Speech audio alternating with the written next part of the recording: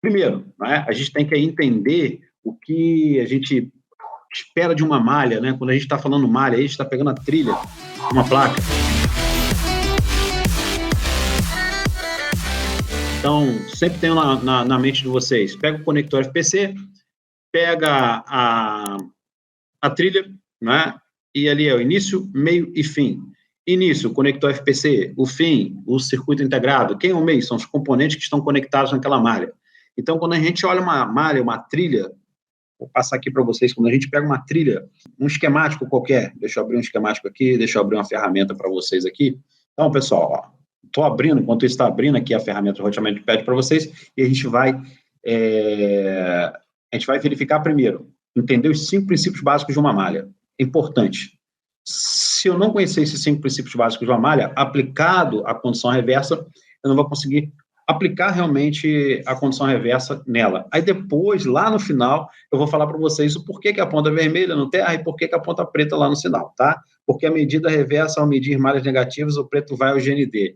E tecnologia, não é isso. Vai ficar até o final aí, sofrendo, agoniado, querendo saber, mas eu vou dar a real situação, o real motivo porque essa ponta a gente aí inverte uma para a outra aí, você não consegue... eu acho que é uma informação aí que é simples, né? Mas existe muita teoria mirabolante, conspiratória acerca dessa medição. Não sei quem foi o pai que inventou a condução reversa, né? Também não sei quem inventou a escala de semicondutores no multímetro, a gente até algo que a gente possa pesquisar aí. Eu sei utilizar a escala, eu sei a potencialidade dela, eu sei qual a limitação dela, sei o que ela mede, sei o que ela pode medir, sei justamente os erros que ela podem cometer e sei que o técnico que não dominar vai perder dinheiro. E o técnico que vai dominar essa técnica, não é? Vai valer muito mais a pena para ele, porque ele vai conseguir diagnósticos muito mais precisos, muito mais rápido. Então, vai agilizar. E lembrando que é uma escala, não é? Que você também está trabalhando com o aparelho desenergizado, uma escala, uma medição a frio. Né? Você diminui o risco de acontecer um acidente aí com determinadas malhas e podem aí prejudicar você, meu pequeno gafanhoto. Então, estou guardando aqui carregar borne para que vocês vejam, né? Quando eu estou falando ali dos 5 princípios básicos de uma malha, eu vou brincar aqui com vocês hoje, né? E a gente vai avançar e vocês vão praticar isso na bancada de vocês, no dia a dia, no cotidiano de vocês aí. Espero que vocês saiam transformados, melhores do que entraram hoje aqui na nossa live aqui, né? E é assim mesmo, né? Conhecimento é a dose homeopática, devagarinho a gente vai pingando conhecimento para ter maturação nesse conhecimento e realmente aplicabilidade do que vocês vão utilizar aí. Então, nós passamos por escala de continuidade, nós passamos por escala de resistência, nós passamos por escala de tensão contínua e nós passamos agora pela escala de semicondutores, tá? E a gente utiliza muito. Primeira coisa, quando eu tenho um aparelho que está com uma falha, eu determino qual setor dessa falha. Se eu tenho falha de backlight, se eu tenho falha de câmera, se eu tenho falha de touch, se eu tenho falha de carregamento. Então, eu divido a placa por bloco, por setores. Fica muito mais fácil para a gente fazer o diagnóstico, né? Fica muito mais fácil a gente fazer o diagnóstico. Bom, consegui abrir aqui e vou colocar aqui, ó, o esquema que me interessa... Samsung, por exemplo, vou pegar um Samsung da linha A, deixa eu verificar se tem algum esquemático aqui. Diagrama em bloco, não tem esquemático, deixa eu ver aqui se não tem esquemático, deixa eu ver aqui, pronto, um A10S da vida, pegamos aqui um A10S e vamos fazer aqui os 5 princípios básicos da malha. Então, tem aí o papel, uma caneta aí, para facilitar aí, e anotem, né, que é muito, muito, muito bacana essa estrutura dos 5 princípios básicos de uma malha, tá? Deixa eu pegar aqui, eu prefiro pegar um conector FPC para ficar mais ilustrativo para vocês aqui. Pronto, achei um conector FPC, está aqui. Então, vamos lá. Aqui a gente já consegue colocar tudo em prática para vocês aqui dos 5 princípios básicos de uma malha. Então, quando eu estiver falando, né, os 5 princípios básicos de uma malha, o primeiro princípio que a gente vai ter é que essa malha seja GND. Então, na hora que eu estiver medindo o pino 15 e esses pinos 41, 42, ele vai me apresentar GND. Na hora que eu estiver medindo lá o pino 40, o pino 37, o pino 34, o pino 31, o pino 28, o pino 25, e o pino 21, 31, 21, pino 44, 43, que são os bordes laterais lá, você vai encontrar essa malha GND. Então, quando eu colocar no meu multímetro, deixa eu conectar o multímetro para vocês no computador, para que vocês vejam o que eu vou fazer aqui agora. Tá? Então, vou conectar o multímetro, meu multímetro está conectado ali na escala de diodo. Como é que eu sei que é o diodo, né? Tem esse símbolozinho aqui do diodo. Então, quando eu tenho meu pequeno gafanhoto, olha o vovô Vinícius aqui no cantinho. Quando eu encosto o meu multímetro, aponta na outra, você vai ter uma referência ali, 0007. Né? É como se tivesse um curto-circuito. Então, na hora que eu estiver medindo aquela malha, independente se estiver na escala de condução reversa ali, vermelho no terra, preto lá no sinal, ou vice-versa, se eu tiver o GND, ele vai me apresentar esse valor. Esse valor só me apresentado em duas situações, quando eu tenho um curto-circuito ou quando eu tenho o GND. Então, sempre quando eu pegar um esquemático, né, eu vou olhar para a malha e já vou verificar, está ligado ao terra? Porque esse aqui é o símbolozinho do terra. Está ligado ao terra?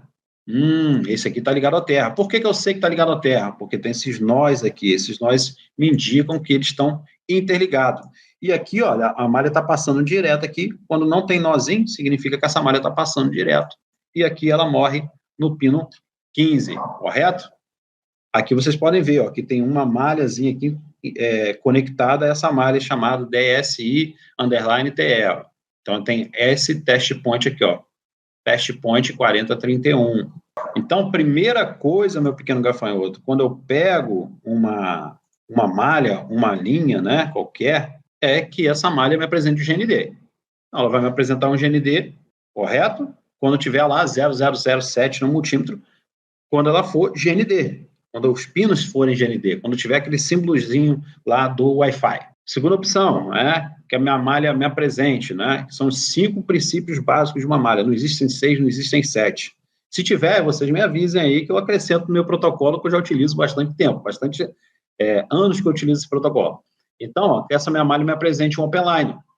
Quando que essa malha vai ser openline, né? Quando o componente em série estiver aberto, ou que tem uma trilha rompida, tem um CI com pad com solda fria, ou que essa malha seja NC, não conectado, ok? Ou quando eu tenho um componente em série de alta resistência nessa malha, um capacitor de acoplamento, resistores acima de 10K, ou aquela malha realmente é para ser NC. Então, exemplificando para vocês aqui, vamos voltar lá no esquemático, voltei aqui no esquemático. Então, o que eu espero na hora que eu estiver medindo o pino 1? Isso aqui, esse xizinho aqui, significa que ela não vai para lugar nenhum, morreu ali. O que eu espero do pino 3? Também não vai para lugar nenhum. Então, na hora que eu estiver medindo, ele vai me apresentar um OL no multímetro, o jeito que está aparecendo aqui para mim no multímetro agora, OL, Open Line, linha aberta. Então, não vai para lugar nenhum. Então, essas são as hipóteses de a gente ter uma malha Open Line, que são, lembre, 5 princípios básicos de uma malha, né? Na verdade, 5 princípios básicos de uma malha dá uma live. Então, vamos lá. 5 princípios básicos de uma malha, a gente já pegou aqui. Que ela me apresente um open line, não é? Que me apresente um valor de referência padrão. Quando eu falo valor de referência padrão, a gente tem uma placa espelho, a gente copia, tira o valor de referência de uma placa espelho ou utiliza a própria ferramenta de roteamento de pad. Eu vou colocar aqui a ferramenta de roteamento de pad e vou pegar, por exemplo, aqui o valor de referência justamente desse aparelho, Rádio Solution, vamos pegar de uma 10, Samsung, a gente está fazendo ele ali, então vamos pegar ele aqui, Samsung A107. E vou pegar aqui uma escala de dioda, e vou pegar aqui o meu fluxinho, ou Sunshine, né? Depende aí, eu vou utilizar um multímetro específico aqui. Então, até isso tem diferença. Eu já falei para vocês que a escolha do nosso multímetro é de acordo com a ferramenta de roteamento de pad. Aqui ele usou esse multímetro para fazer o mapeamento. Então, eu tenho que ter um multímetro que vá para poder utilizar o valor de referência com precisão, eu tenho que usar o mesmo multímetro que eles estão utilizando na ferramenta. Então, eu peguei aquele conector, deixa eu lembrar aqui onde é que está aquele conector, J4001, não importa, eu vou pegar aqui qualquer um aqui, valor de referência padrão, é isso aqui, Então, são esses valores na lateral aqui. Esses valores na lateral aqui. Então, quando você tem um OL, ó, um Open-Line. Por que é Open-Line? Pode ser que não esteja conectado a nada, pode ser que tenha um componente em série com alta resistência. E GND são todos esses pretinhos aqui, ó. Nós temos valores de referência. Então, quando eu falo valor de referência padrão, é isso que eu quero dizer para você, meu pequeno gafanhoto.